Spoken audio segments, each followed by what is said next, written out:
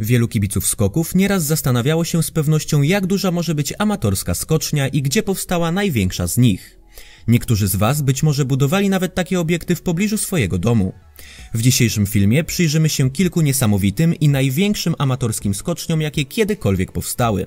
Na początek przyjrzymy się największej i według mnie najlepiej wyglądającej skoczni amatorskiej w Polsce, czyli Strachoczance, znajdującej się w miejscowości Strachocina w województwie podkarpackim. Jej wymiary to K30 i HS33, natomiast rekord od zeszłej zimy wynosi 35 metrów. Skocznia powstała w roku 2011 w miejscu dawnej, zaniedbanej skoczni amatorskiej.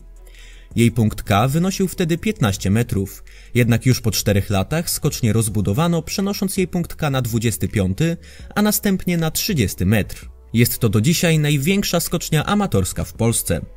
Jeżeli obiekt położony w Strachocinie zrobił na Was wrażenie, to ciekawe co powiecie na amatorską skocznię położoną we włoskich Dolomitach, którą tradycyjnie na zakończenie sezonu budują włoscy skoczkowie narciarscy, aby w nietypowy, aczkolwiek bardzo spektakularny sposób pożegnać się z zimą. Świetny materiał filmowy przedstawiający tę skocznię zamieścił na YouTubie włoski skoczek narciarski Daniel Moroder. Jak widzicie, obiekt położony jest na stoku narciarskim, którego ukształtowanie idealnie wpasowuje się w profil skoczni narciarskiej. Ciekawi Was z pewnością, jak dalekie skoki można osiągać na tym obiekcie. Skocznia nie ma żadnych konkretnych ustalonych wymiarów, jednak według skoczków, gdyby określić, gdzie mniej więcej znalazłby się na niej punkt HS, to powinien być mniej więcej na 70 metrze. Najdłuższe skoki oddane na tej prowizorycznej skoczni wynosiły jednak nawet około 80 metrów, co naprawdę robi ogromne wrażenie. Czy istniała jednak jeszcze większa skocznia amatorska? Można powiedzieć, że i tak i nie, zależy jakie kryteria weźmiemy pod uwagę, mówiąc o skoczni amatorskiej. Jeżeli patrzymy pod kątem tego, czy zostały na niej rozegrane jakiekolwiek oficjalne zawody, to skocznia, o której zaraz wspomnę, nie powinna być zaliczana do amatorskich, ponieważ rozgrywano na niej oficjalne krajowe mistrzostwa. Z drugiej strony można patrzeć głównie pod kątem budowy skoczni i zaliczać do amatorskiej każdy obiekt, który nie ma stałej konstrukcji i jest budowany tylko ze śniegu. Mi osobiście wydaje się, że lepszym kryterium skoczni amatorskiej jest właśnie ten drugi punkt. Dlatego opierając się o takie kryteria, można stwierdzić, że największa skocznia amatorska na świecie powstała w słowackich Kralikach tuż obok nieczynnej skoczni K120. Punkt K tego powiedzmy półamatorskiego obiektu był usytuowany na 90 metrze. Skocznia ta nie posiadała żadnej trwałej konstrukcji, a jej najazd i próg były budowane w 100% ze śniegu.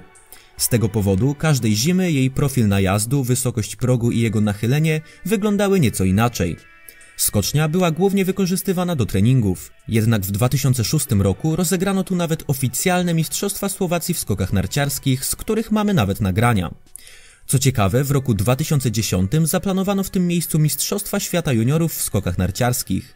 Jednak gdy okazało się, że skocznia nie zostanie zmodernizowana i nie zyska trwałej konstrukcji, FIS wymusił przeniesienie imprezy do Szczerbskiego Jeziora, gdzie również znajdowała się skocznia K90, będąca jednak w dużo lepszym stanie technicznym i przede wszystkim dysponująca trwałą konstrukcją.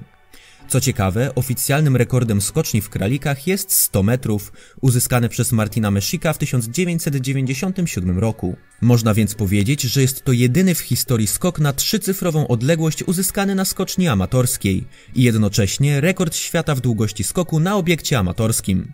Aktualnie ta największa amatorska skocznia na świecie nie jest już używana.